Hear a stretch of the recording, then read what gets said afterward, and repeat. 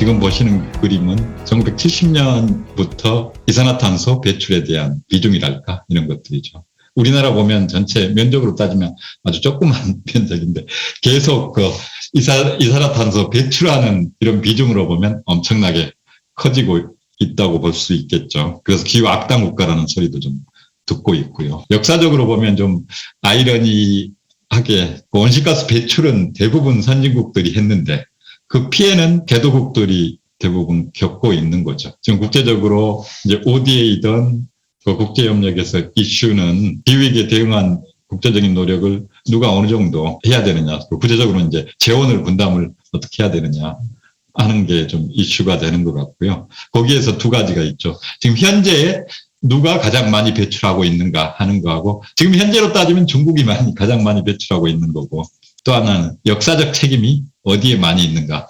역사적 책임은 산업화 이전부터 지금까지 북아메리카나 유럽이 가장 큰 비중을 차지하고 있겠죠. 지금 그림은 그런 것들을 좀 나타내고 있는 거라고 볼 수 있습니다. 1850년에서 2019년까지 온실가스 배출한 책임들을 보면은 북아메리카가 한 23%, 유럽이 16%, 동아시아가 한 12% 그런 정도 되는 것 같습니다. 1인당 배출량 따지면은 이제 미국이나 북아메리카가 가장 1인당 배출량이 많은데 동아시아 인구가 늘어나면서 전체 배출량이 크게 차지하는 상황인 것 같습니다. 생태 발자국으로 따져보면 최근 이제 2019년 기준으로 보면은 보시다시피 중국하고 인도가 상당히 큰 비중을 지금 차지하고 있고 우리나라하고 일본도 적지 않죠. 전 세계로 보면. 이게 아마 우리나라, 일본 같은 경우는 경제적인 지위하고도 많이 상관이 있는 것 같고요.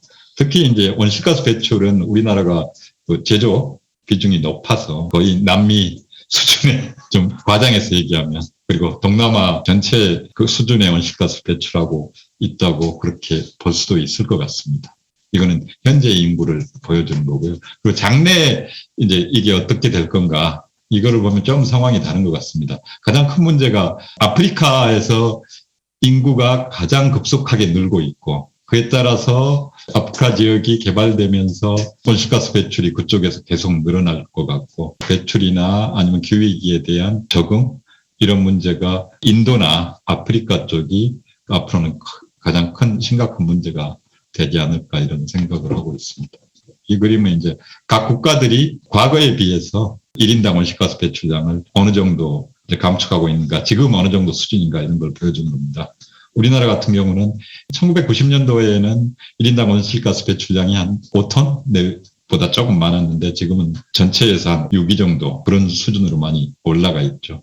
12톤에서 뭐 14톤 뭐 이런 정도 얘기를 해서 하는 것 같습니다. 우리는 전체로도 그렇고 1인당 온실가스 배출량으로도 느려왔던 것 같습니다. 그리고 이제 온실가스 배출량을 따질 때 특히 국가 간 기후정의에 관련해서 중요한 이슈가 오염의 외주화입니다. 예를 들어서 우리나라가 직접 온실가스 배출은 하지는 않지만 우리가 소비하는 소비재를 만들기 위해서 다른 나라에서 개도국에서 온실가스 배출하면서 그런 제품을 만든다면 사실 그 책임은 우리한테 많이 있겠죠. 이제 온실가스 배출량을 따질 때 구1, 스코프2, 스코프3 이런 얘기를 많이 하는데 그 국가가 지금 배출하고 있는 온실가스 배출량 이것만 따져서는 안 된다. 결국은 본래 근본적인 원인자까지 고려를 해서 책임이나 역할 이런 것들을 나눠야 되지 않느냐 해서 얘기하는 게 소비 기반 온실가스 배출량 이렇게 얘기를 하고 국가별로 어떻게 되느냐 이런 얘기를 많이 하는 것 같습니다. 소비 기반 온실가스 배출로 따지면 미국이나 EU가 아직도 비중이 엄청 크죠. 중국에 비해서. UN 인구 그 추정에 따르면 2100년에는 인구가 이렇게 될 거라고 지금 추정을 하고 있죠. 그리고 지금 이렇게 크게 그림이 있는 데가 다 아주 1인당 온실가스 배출량이 낮은 국가들입니다. 그래서 사실은 우리가 넷째로 그다음에 탄소 중립을 주로 선진국들 중심으로 얘기를 많이 하고 있는데 각 국가들이 정책을 열심히 한다고 해도 상당히 좀 쉽지 않은 과제다. 그리고 그 문제는 주로 ODA 관련된 사업의 대상지인 개발도상국에서 이제 온실가스 배출을 줄이고 기후위기로 인한 이제 피해를 줄이는 것들이 가장 큰 과제다. 국가 간 기후정의나 국제적인 온실가스 현황에서 좀 우리가 생각을 해야 되는 것 같습니다. 이런 온실가스 배출 책임, 현재의 책임, 과거의 책임, 미래의 책임 이런 차원에서 우리가 좀 봤는데 이제 피해 차원에서 보면은 압도적으로 개도국들이 피해를 많이 보고 있습니다. 기후 취약성을 나타낸 이런 그림인데 색깔이 진할수록 취약하죠. 대부분 아프리카하고 동남아 이런 나라들이 취약한 거죠. 지금 역사적 책임이 없는 나라들이 가장 취약한 상황에 있다.